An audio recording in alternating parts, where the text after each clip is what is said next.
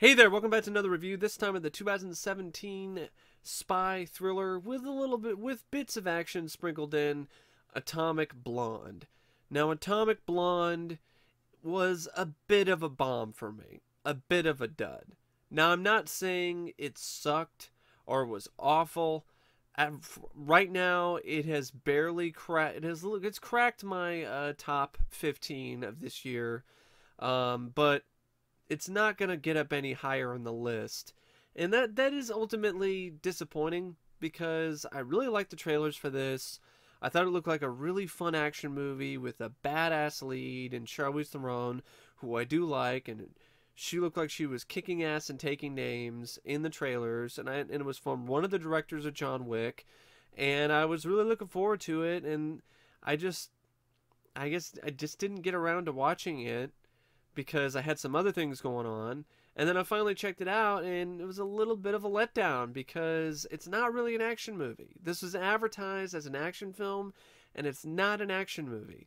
The action sequences, when they are there, at least 3 of them are really well done and exciting and fun and thrilling and badass. But when they're not there, the rest of the film isn't as good. It isn't as captivating. It isn't as compelling. It isn't as interesting. And that was definitely a disappointment. But there's enough going for it that I personally found it to be a worthwhile experience and a film that I liked but I didn't love. Because there are a lot of things about it that I really liked. So that's why it's a film that I liked, but it's also a little bit disappointing. It's one of those movies where it's like, I liked it, but I wanted so much more. I expected so much more from it, and it definitely did let me down. Now, the film is directed by David Leitch, or Leitch, and the direction is not an issue. Like, his direction in this is slick, it's stylish, it's really chock full of energy, and it sizzles. It's sizzling direction, and I'm really looking forward to seeing what he's going to do with Deadpool 2. He really knows how to direct action, but he also knows how to add a certain style and flair to a film, so I'm really curious to see what he's going to do with Deadpool 2. And honestly, I think he's going to do a good job. My gut feeling is he's going to knock it out of the park and really improve upon the direction that was seen in Deadpool. Because the direction Deadpool was fine, but when you watch it again, you can tell this is a guy who's not really that well-versed or not really that experienced when it comes to directing action. David Leitch is a much better action director. And his work in this really does show that. Of course, his work in John Wick also shows that as well. Now, it also features a script by Kurt Johnstad, and I felt that the script, in some ways, it needed some work. I felt the humor really wasn't particularly that funny. I think there was a couple moments where I kind of chuckled. I felt that it could have been funnier. It could have been even more of a black comedy, or even more have more of a comedic sort of tone to it at times. It took itself a bit too seriously. And most of the time it is taking itself really seriously. So then when you have, excuse me, I had something in my mouth here. Probably this film's disappointment, the disappointment that this film left me with. It's one of those movies that the more I talk about it, the more I think about it, the more I'm not really that in love with it. But I wasn't in love with the whole film in the first place. It's a frustrating film because there's so much potential, and it's wasted, in my opinion, because it focuses too much on a boring spy subplot. But I'll talk about that a little bit later, or now, because that ties in with the script. The humor would have been nice to have a little bit more of that. And when when it's trying to have fun with it, it just is awkward. Like Charlize Theron's character calls John Goodman's character a cocksucker, and then there's a whole, one of the last lines in the film is going back to that line, and it's just awkward and weird, and it's a very strange way to end the film. And the blame for that falls right at Kurt's feet. He's the writer, he's the screenwriter, he's the one who wrote these lines, and he's the one who also is putting this boring spy subplot in there. I guess this is based on a graphic novel called The Coldest City by Anthony Johnston and Sam Hart. And if that graphic novel is like this, then that explains why it follows this, spy subplot thing. But I mean, it's an adaptation. You can add some more to it. You can pump some more ingredients in there. Instead of just giving this bland spy subplot with microfilm and a watch and a list of like bunch of people, and if it's released it could extend the Cold War like 30 years or whatever. I've seen that before. I mean, this is the type of plot you've seen done a million times. So it's one of those things where if you're going to have a spy subplot, that's fine. If you're going to make it a spy thriller with action elements, that's fine. But give me more than just microfilm and the list of people, and it's boring. It's just flat out boring. That subplot sucks. And it really does bring the film down. And the more I think about it, I don't know if I like this movie. I mean, because if you think about it, it's like there are things about it that I really like. I like Charlize Theron. I like the direction. I love the use of the 80s music in the soundtrack. And I love the look of the film. And the action when it is there is great, and it's fun, and it's really exciting and creative and well done. But I don't really care for the bunch of dialogue. It's just forgettable and dull. I don't care for the spy subplot. And also the whole crux of that is this whole thing with a character played by James McAvoy called Percival. And I'm like, I saw this guy being a double agent coming from a mile away. As soon as I saw this skinhead looking guy, I was like, he's going to double cross her, isn't he? Like, he's going to be a guy who's going to be working for the Russians. I mean, you look at this guy, and you're like, he doesn't look like somebody I could trust. And that's exactly what happened. They went the predictable route, and he's a double agent. And then it tried to do a double, triple twist at the end, and that was predictable, too. Because I was like, well, maybe Charlize Theron is also an agent, a double agent. She's also working for the Russians, but for her own gain. And that's exactly what happened. The only thing I didn't predict is that she was working for the CIA. Oh, I spoiled it. I'm sorry. The movie came out a long time ago. No, you should know better anyway. I mean, with my reviews, spoilers. That's usually the case. But anyway, it's just one of those things. It's like, really, like, I saw that coming. So it was kind of just. I'm glad I saw a little bit more action at the end, but it was kind of a short scene, and there was too much slow-mo in the final action sequence with Charlize Theron. But yeah, it's just one of those films that's frustrating, and I think the main issue is the script. That's the biggest problem, is the screenplay. It's just, when there isn't any action going on, when Charlize Theron isn't kicking ass and shooting people or getting into a car chase, it's just not that entertaining.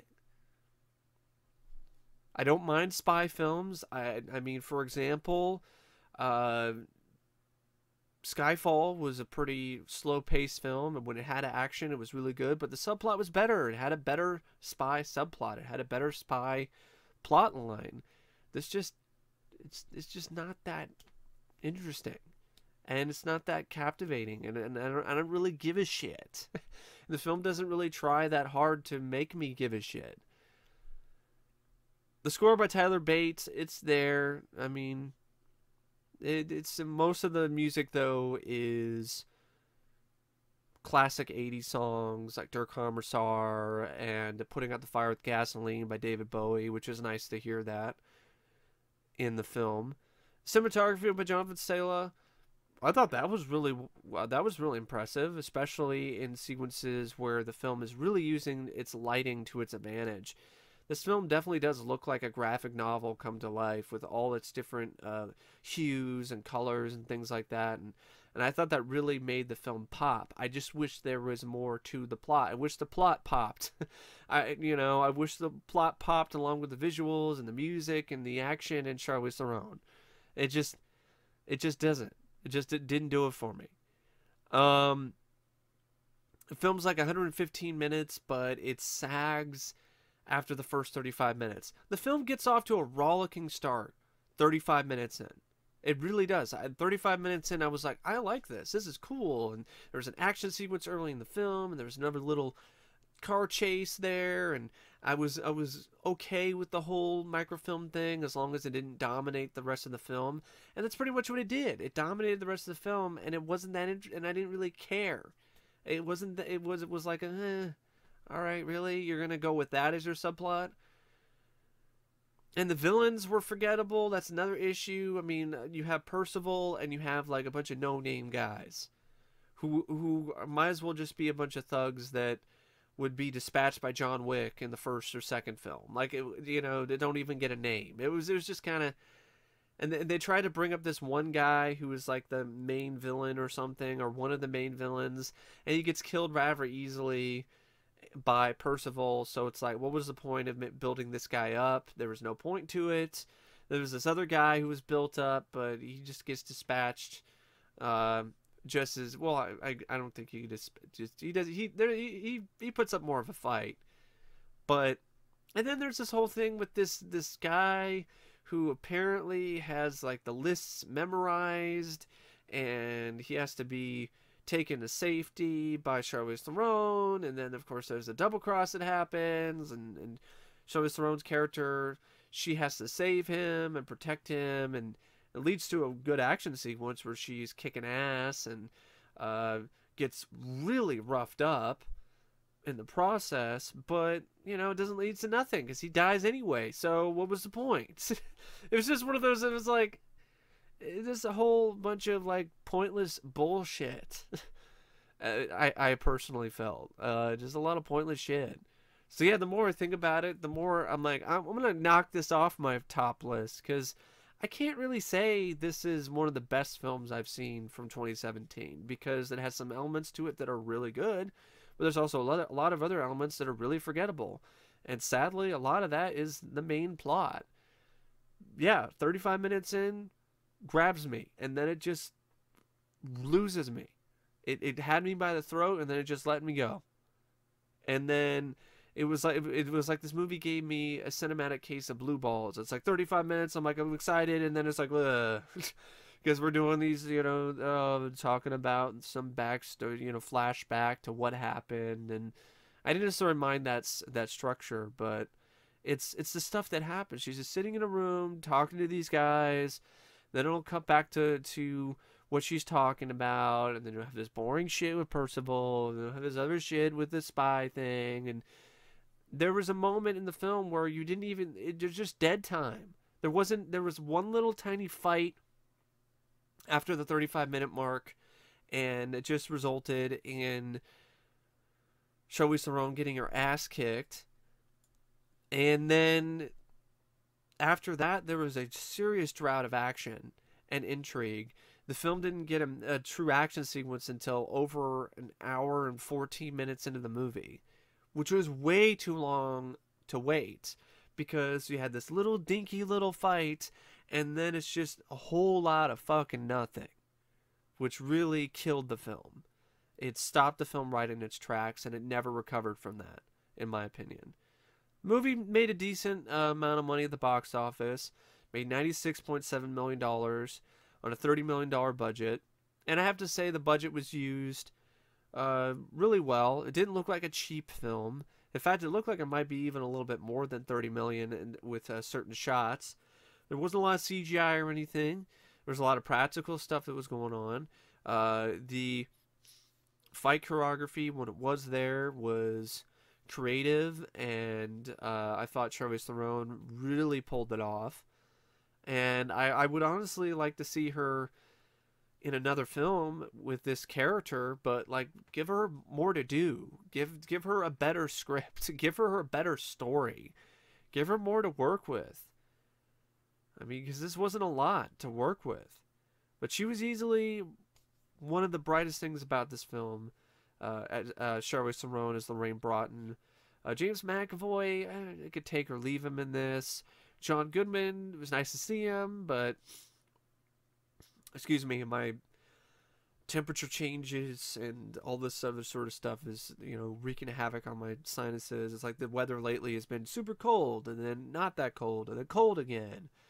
But anyway, John Goodman's character, he was there.